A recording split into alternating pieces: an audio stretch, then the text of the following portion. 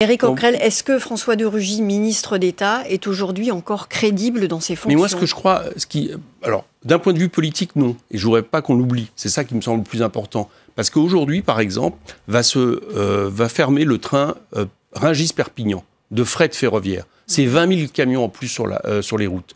La semaine prochaine, on va parler du CETA. Il soutient le CETA, qui est un traité de libre-échange qui est absolument catastrophique d'un point de vue écologique.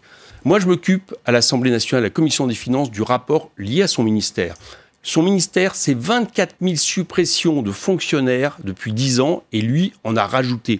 Donc je trouve que politiquement, il n'est pas crédible, parce qu'il est le justificatif écologique, vu son passé, d'une politique qui ne l'est en rien. C'est ça qui me pose le plus de problèmes. Quant à l'affaire elle-même, je vais y venir, est-ce que c'est plus scandaleux ou moins scandaleux que les 300 000 euros qui ont été mis pour la moquette de l'Élysée, les 500 000 euros qui ont été mis pour la vaisselle, les 34 000 euros de la piscine de Brégançon.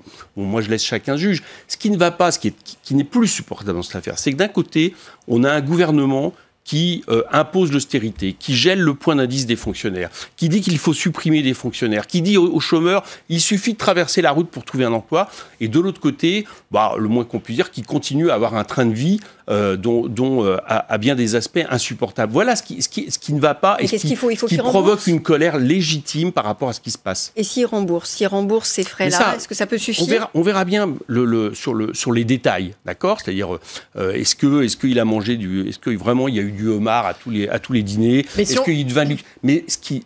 qui n'est pas supportable, et c'est ça que je voudrais préciser, parce que ça dépasse la personnalité de M. de Rugy. Personnellement, je vais vous dire très franchement, je n'aime pas François de Rugy. Voilà, je le trouve agressif, politico-rigide. Je trouve que la manière dont il répond sans arrêt à l'opposition, la manière dont il répond aux associations, la manière dont aussi, par exemple, récemment, il a accepté des primaires où la règle du jeu, c'était de soutenir le candidat qui gagnait les primaires. Enfin, c'est leur problème interne. Et puis hop, il part vers Macron. Il y a un côté que je n'aime pas dans ce personnage politique.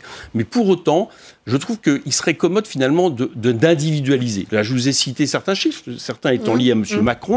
Voilà, je trouve que c'est cette façon à un moment de diriger l'État, en proposant l'austérité pour tout le monde, des conditions dures, en privilégiant les plus riches, parce que ça a un rapport aussi, quand on supprime l'ISF, alors qu'il y a des gens qui se gavent sans arrêt sur le dos des Français qui, eux, souffrent. Et je trouve que c'est ça qui devrait être dénoncé de manière plus globale. Mais pour être clair,